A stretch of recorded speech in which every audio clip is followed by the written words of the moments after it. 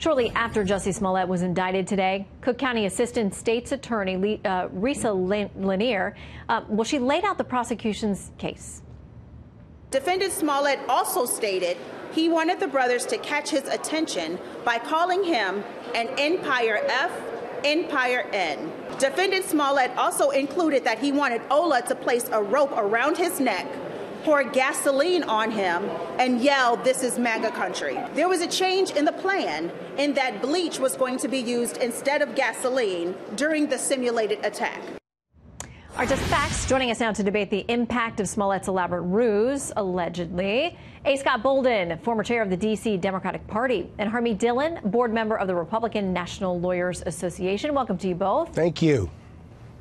Okay, so Mike had some information there from the lawyer, a partial statement from Smollett's legal team saying that there was a presumption of innocence.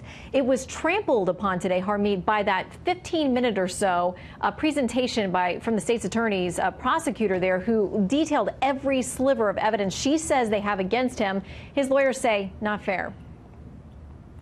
Well, only a defense attorney could say that laying out the facts is violating the presumption of innocence. The facts are facts, and the facts speak for themselves. Ultimately, a jury will judge whether he can claim an insanity defense or that it wasn't him. Use that defense, use the Shaggy defense, perhaps. But I don't know where you can go from this. This is one of the most damning situations that I have seen in the hate crime world, in the hate crime hoax world, and I don't see how it gets better for Jussie. Now, he's got great lawyers. Ben Brafman is certainly one of the best, and I'll be interested to see what their defense is going to be. Yeah, and Scott, where do they go from here? Because there's talk that he could potentially face federal crimes, federal charges with the allegations of the mailing that came earlier, that he was responsible for that, allegedly. There's so much more, and that potentially he could be on the hook for the cost of this 23 days that the Chicago PD spent, all their resources aimed at this one thing, where some of that could have been spread out against, they've got a huge crime epidemic there in Chicago. No question about it. Let's unpack a lot of your statement. The feds certainly are looking at whether there was mail fraud or wire fraud in this conspiracy for this hoax or this fake incident. That's the first thing. Secondly, he's looking at 3 years, and his penalty or fine, if he's convicted, would certainly be a large fine because of the resources the Chicago Police Department took to divert those resources to this issue, this celebrity, this high-profile matter. And I got to tell you, I grew up in Chicago. I was in Chicago that weekend. It was 10 below degrees, and it's hard to imagine someone getting mugged or jumped at 2 a.m.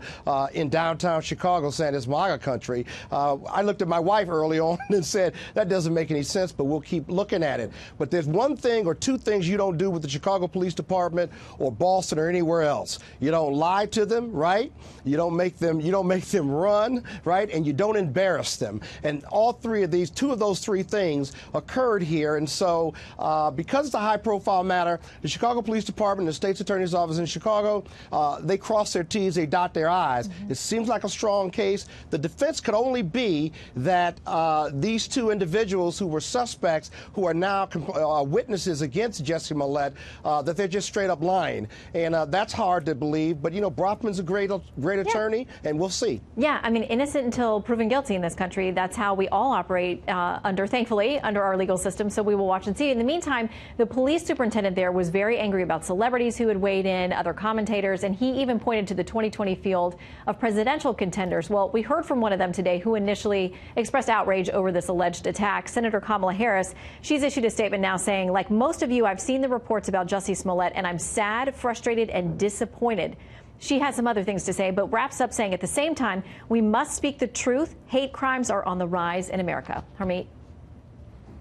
Well, let's talk about that, Shannon. The hate crimes reporting is certainly on the rise in the United States, but hate crimes against Jewish Americans are up 37% in this country in the last couple of years. And who are the purveyors of hate against Jews? I mean, some of the colleagues of Kamala Harris in the Congress and Senate in her party are purveying that kind of hate. I think the biggest victims here of this particular offense were, number one, Chicago. As Scott said, we agree on that. But Trump supporters have been absolutely slandered and vilified, and this is a tactic that the left has used. And one of the reasons why Kamala Harris and many other Democrats bought bought into this immediately is because it was a convenient way to slander and smear half of the United States with this outrageous and despicable lie. She was having lunch today with the biggest, race hustler in the United States, and he was he's a perpetrator of the Tawana Brawley scandal and others. So I don't think she's in any position to give any lectures about hate crimes with the company that she keeps. Well, Yeah, I don't really quick final word, Scott. Well, I don't really think that her politics or her statement said all that. I think she was apologizing and saying, listen, this lie was despicable. This alleged criminal act in this story was despicable. Let me ask you this. What was fake, or what indicated with any network, if you will, that this was a fake story? You had a celebrity. Scott, you yourself, though, said it was a polar vortex below zero.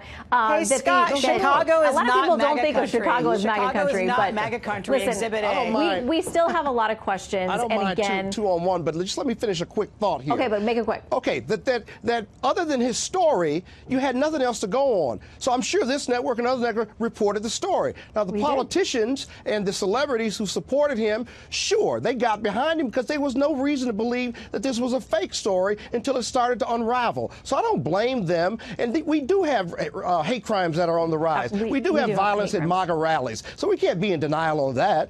Okay, but again, to paint an entire, a half or a third of this country as bad people because of the hats they wear, I think that's very dangerous for everybody involved. I agree with you. I don't think that at all. We got to leave it there. All right, Scott and Harmeet, great to see you both. Thank you.